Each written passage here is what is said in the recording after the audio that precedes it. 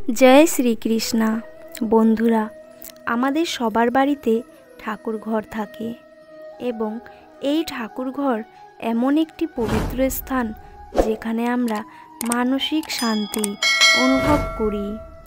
শাস্ত্রে উল্লেখ আছে যে ঠাকুর ঘরে বা উপাসনার ঘরে ঈশ্বরের নাম জপ পূজা পাঠ করা হয় বলে এই ঘরে একটা আলাদা শক্তি বা এনার্জির সৃষ্টি হয়।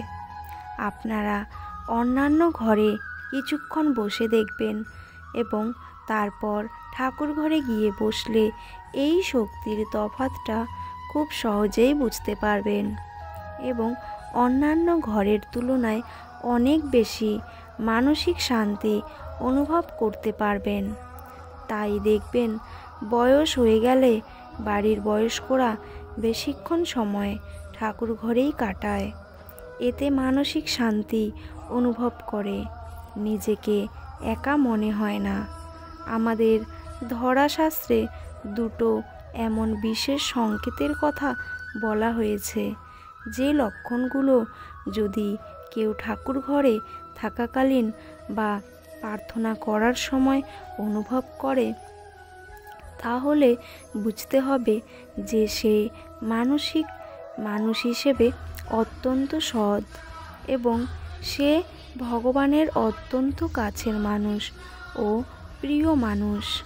এই সংকেত দুটো ভাগ্যবান ব্যক্তিরাই নিজেদের মধ্যে পেয়ে থাকে এবং এদের মনের ইচ্ছা খুব তাড়াতাড়ি ভগবান পূর্ণ করেন। আপনারাও যখন ঠাকুর ঘরে যাবেন বা পুজো প্রার্থনা করবেন তখন যদি এই দুটো অনুভূতি নিজের মধ্যে দেখেন তাহলে বুঝে যাবেন যে আপনি অন্যান্য সাধারণ মানুষের থেকে ভাগ্যবান একজন মানুষ এবং আপনি ভগবানের অত্যন্ত প্রিয়।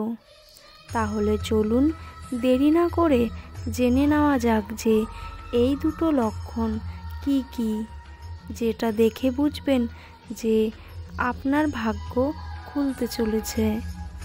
তার আগে ছোট্ট একটা অনুরোধ, আপনারা যারা এই চ্যানেলে নতুন তারা অবশ্যই চ্যানেলটি সাবস্ক্রাইব করুন। যদি ভিডিওটি ভালো লাগে তাহলে লাইক করবেন এবং আপনার বন্ধুদের সাথে শেয়ার করবেন। আপনি যদি ভগবান শ্রীকৃষ্ণের প্রকৃত ভক্ত হয়ে থাকেন তাহলে অনুগ্রহ করে কমেন্ট সেকশানে জয় শ্রীকৃষ্ণ লিখে অবশ্যই কমেন্ট করবেন। এবার এক মনে সংকেত দুটোর ব্যাপারে শুনুন।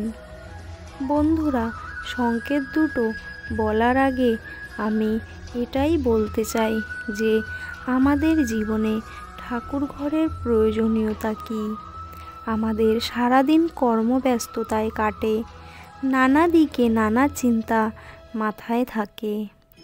সারাদিনে কিছু সময় ঠাকুর ঘরে বা উপাসনার ঘরে বসে ঈশ্বর চিন্তা করা বা জপ ধ্যান পূজা করলে ওইটুকু সময় মন ভগবানের চরণে স্থির থাকে।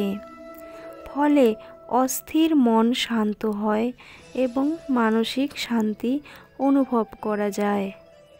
যদি সারাদিনে 10 মিনিটও ঠাকুর ঘরে বসে ঈশ্বর চিন্তা করা যায় তাহলে মন শুদ্ধ হয় এবং মন ঊর্ধ্বগামী হয়। এবার আসি মূল কথায়।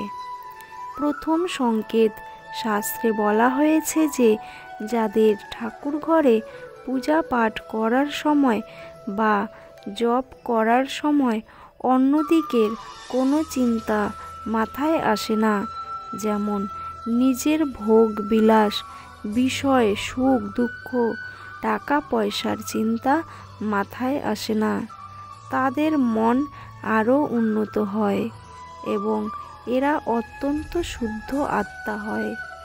এরকম ব্যক্তির উপরে ভগবানের ভালোবাসা ও নজর অত্যন্ত পরিমাণে থাকে। তাই প্রার্থনা ভগবানের কাছে আরও বেশি করে পৌঁছায়।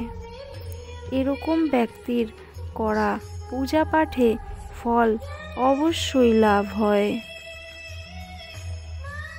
এরকম ব্যক্তির মন কখনো টাকা পয়সা ভোগ বিষয় সুখে ডুবে যায় না এবং এরা সব সময় মানসিক শান্তি অনুভব করতে পারে, কারণ যারা নিজের মন সম্পূর্ণভাবে ঈশ্বরে সমর্পণ করেছে এবং নিজেকে সম্পূর্ণরূপে ঈশ্বরের চরণে নিমগ্ন করে, তাদের সকল ভার স্বয়ং ঈশ্বর নিয়ে নেয় এবং তাদের জীবনে যা যা দরকার না চাইতেই ঈশ্বর তা দিয়ে দেয়। এই কথা স্বয়ং ভগবান শ্রীকৃষ্ণ শ্রীমদ্ ভগবদ্ গীতায় বলেছেন। দ্বিতীয় সংকেত, যারা ঠাকুর ঘরে পূজা পাঠ করতে বসে যাকে পছন্দ করে না এমন মানুষেরও ক্ষতির কামনা ঈশ্বরের কাছে না করে, বরং আরও বেশি করে সবার মঙ্গল চায়, অর্থাৎ তার মনে কোনো রাগ হিংসা ভাব আসে না। এরকম ব্যক্তির উপর ঈশ্বরের কৃপা সবসময় বর্ষিত হয়। অন্যের জন্য ভালো চিন্তা করা ব্যক্তি